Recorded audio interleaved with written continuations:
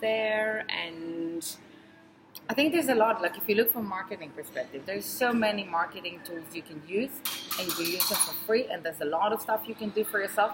Some people who've got, and again, it's not for everyone.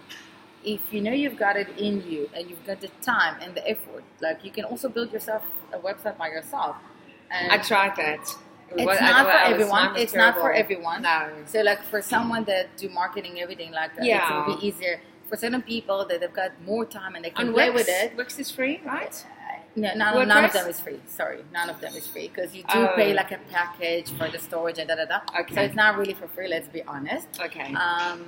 But But it's cheaper. But it's not. It's not that much cheaper. Okay. I've actually calculated it when I started my business. Oh. So I first calculated it. So it's not that much cheaper. It depends on the type of your website. Mm-hmm. But again, it's also like, do you have the time for that? Do you have the knowledge for that? Do you know what to write, what not? Some people know. Some people actually need people to walk with them hand by hand. And that's part of knowing who you are. And Where to that's fine. outsource, And where to like, collaborate. and when I, for example, one of my services to do like an outsourced marketing manager service. And when I did this, I'm not your marketing manager like working from 9 to 5. Yeah. I believe in working as a teamwork. Because my goal eventually is to give you as many tools as possible so you will be able to do it by yourself. Yeah. And that's what I'm trying to get with my clients because I do believe in it.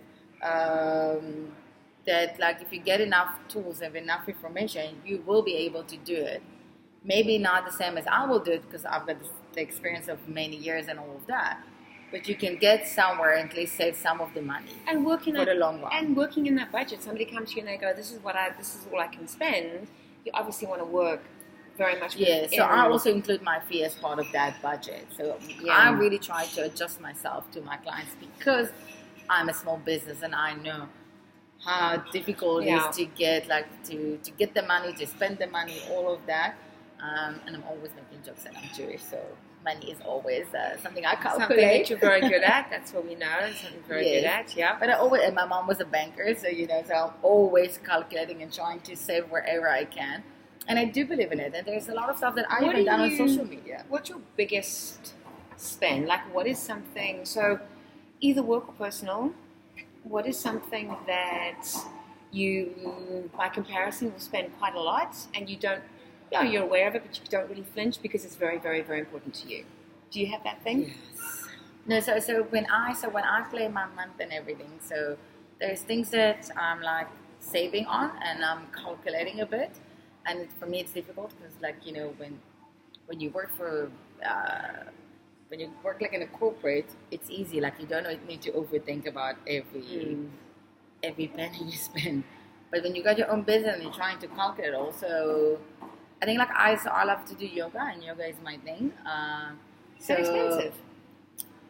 It's not expensive, but like now when I'm gonna start my studies and I need to gonna fly to Joburg once a month. Okay. So it is an expense that I'm willing to do in order for me to get my certificates, and this is the one thing I do for myself, for my soul. And I'm always telling myself, even if I don't have the money, I will figure it out a way to get it.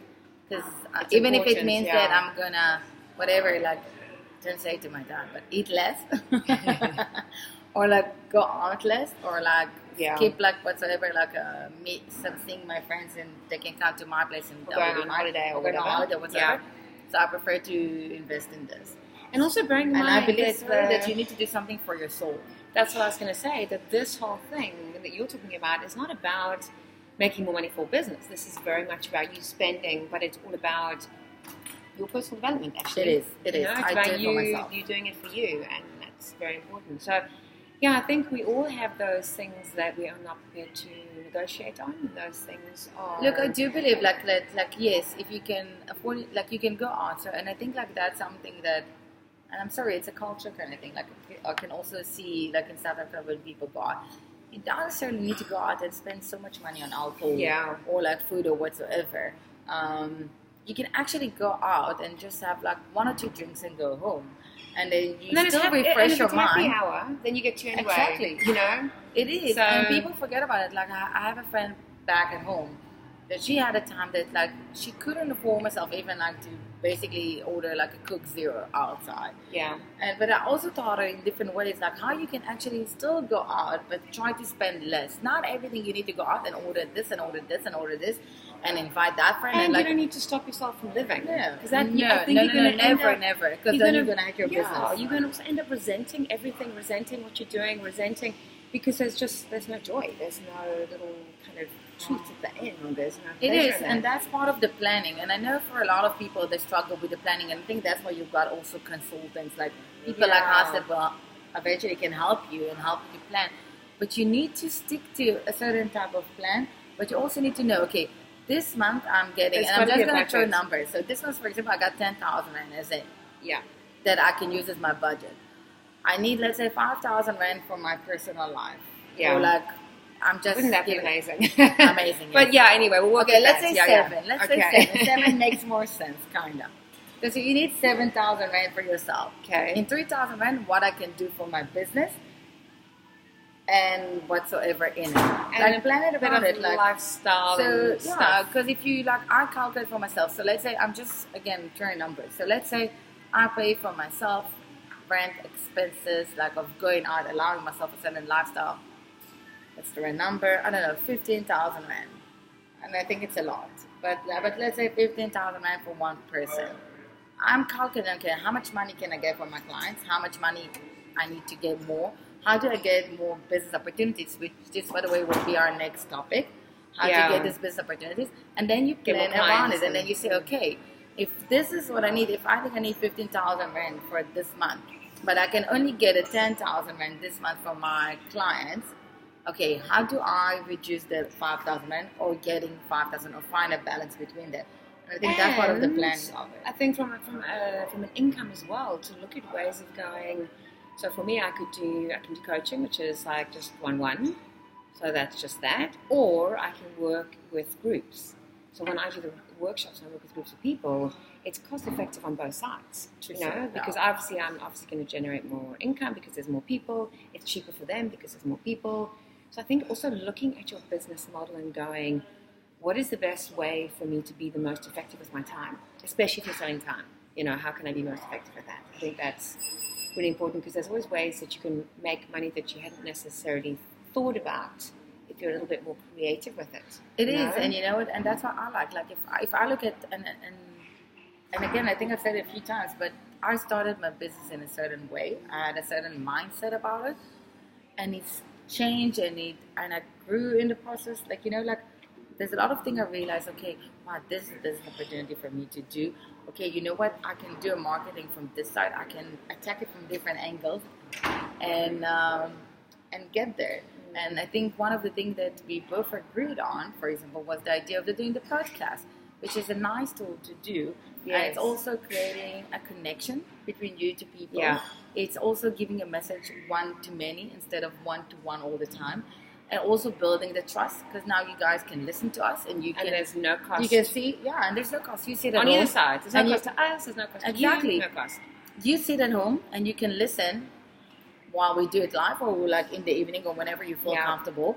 And you can see, like, do you feel a connection to one of us? Yes, no. Have you learned something new? Do you need more help? Do you not? You can do it by yourself.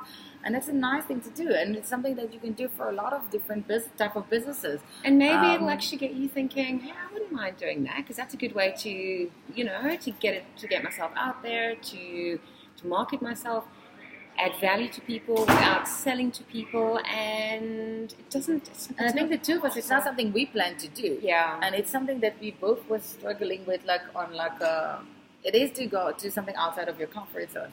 But we both said that this is something we know that our business needs. We kind of agreed. We said we're going to give it a chance, and look at us, like it's number 7 now. So, 7 is a good number. It is. It is. It's a very good number. Yeah. And yeah. I think so so just to kind of summarize on the whole budgeting, I think it's always going to be more than what you ever thought. And I think the money side is often a challenge for startups, and to be ultra conservative, especially in the beginning, until you can and get an idea of what it's going to cost you per month just to keep the business going, let alone anything else. Hence the reason that I'm very anti the whole franchise. Yeah, but also you can say, like, if you're selling a product, maybe you need to link to a company that will give you some funding. Maybe you need to find a business partner, because you say, I give it a try, but it's not. And again,